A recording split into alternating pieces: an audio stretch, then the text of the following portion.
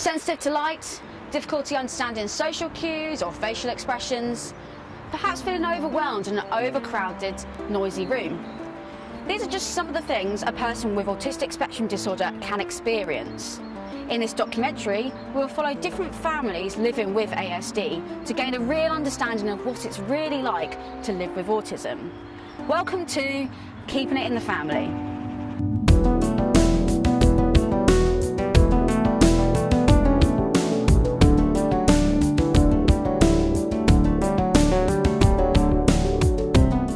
Autistic spectrum disorder is a lifelong development condition in the brain, which can affect how a person learns, communicates, and relates to people and their surrounding environment.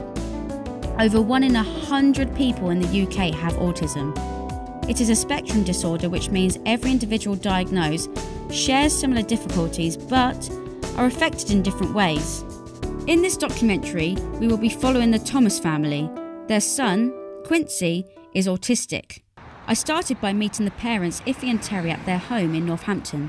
My name is Terence Thomas and I'm an IT consultant, monitoring consultant. So I work with companies and I monitor enterprise infrastructures. My name is Iffy Thomas. I'm a writer and a speaker and I talk about confidence building. So we have Quincy. His name's Quincy Artiste Thomas. And he is 6 years old. He's got a really great sense of humour, he's got really good comical timing, and he's really lovable and caring and just an amazing little boy. Quincy is the eldest and he's diagnosed with autistic spectrum disorder. And the diagnosis is, it's more towards the social communication side, so he's classed as high functioning. There's so much to him, there's layers and layers and layers and layers to him that we haven't even discovered yet, and I think that's really exciting. And then we have Cuba, Michael Thomas, he's his younger brother, and he is quite precocious. He is very confident. He is also always laughing and got this like really dirty laugh where he laughs from his stomach and it's just lovely. He's very caring and he has so much empathy for his brother. And yeah, I think sometimes he's a little bit too grown up for his age because he's only 4. I believe, and Terence believes, that every single person has a gift. Every single person's job is to find out what that is, no matter who you are or where you are on any spectrum. I have this insane, kind of intense need to help my kids be able to be in a position where they're able to discover what their talents and gifts are. And for Quincy, it means it's a constant battle because I know that the government and education aren't really on that level of thinking yet. So they just see him as an autistic kid. We've got to teach him how to tie his shoes and fit into this box. Where I'm like, he's got this incredible autistic brain and we need to see how far we can push it and we need to develop the areas that he's really great at and the areas that he's not, we can let catch up. After talking to Iffy and Terry, I was invited to join them on the school run to witness the difficulties of getting Quincy to school on time. Still dark, I set off early the next morning to meet them at their house. Let me know if you want some more, okay? Here's Quincy. Morning, Quincy. There are lots of different ones. Big one.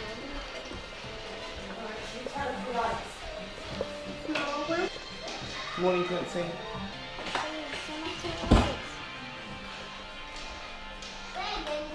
So usually when we get up, so that Quincy, we normally bring Quincy onto the sofa and we turn all the lights down. Because if the lights are too bright, it frustrates him. So this is what's happening today. I pre-do this for him because I find that if he can see this when he wakes up, it gives him a sense of what's happening. Quincy? Not on! Okay, calm down. On! Okay, calm down. Oh! Okay. Should we turn the light off? Yes, that's what I thought. And then when I turn it off, we get dressed. Yeah? Things are rocking and So basically now we're racing against time. so with that in mind, a pretty To make sure you need to make sure you have a clean face. Okay. Not the opposite. Not the opposite. Okay, then not the opposite. Not Here. the opposite. You do it. You ready? Mummy can sort the volume. So let's brush this and then you can go. Okay? Brush this and then... Not a little bit, not a big bit. What do you want, a little bit? No, not a little bit, not a big bit.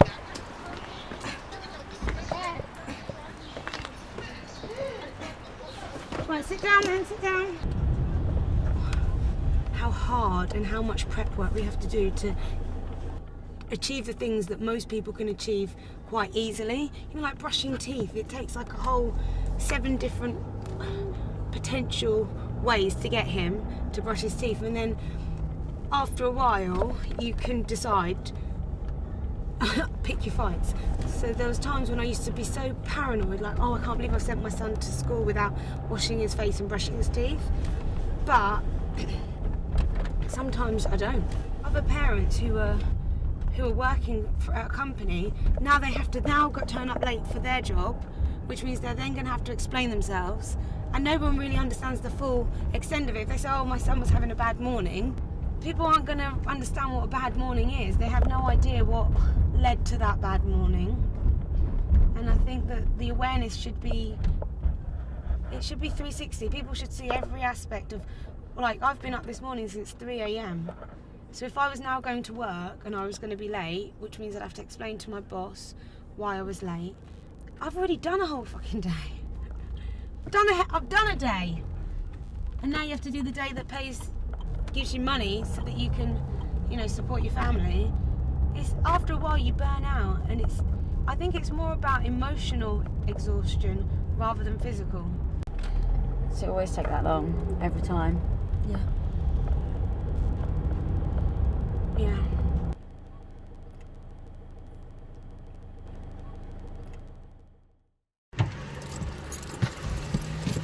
After experiencing what it was like to watch Quincy struggle with the overstimulation of the morning routine, I wanted to find out what can be done to improve his condition. Quincy has just started neurofeedback treatment in Newport Pagnell. I've been told it is essentially a series of 30-minute brain training sessions using a method of classical conditioning. It should eventually teach his brain to work more efficiently by itself. I'm going along to a session to find out how it works and to meet neurofeedback clinician Marina Churko. It's a holistic way of treating mental health. It encourages the brain to learn how to correct itself. So a neurofeedback session begins with the client getting comfortable in a chair. I put a weighted blanket on him, which helps calm him down, and then we put the electrodes on, which he's fine with. We put them on with just a sticky paste in specific brain areas depending on the symptoms that we want to treat. We then start the session, so I put something on the screen that he likes, and once he's there, I put the settings into the software that are specific for him.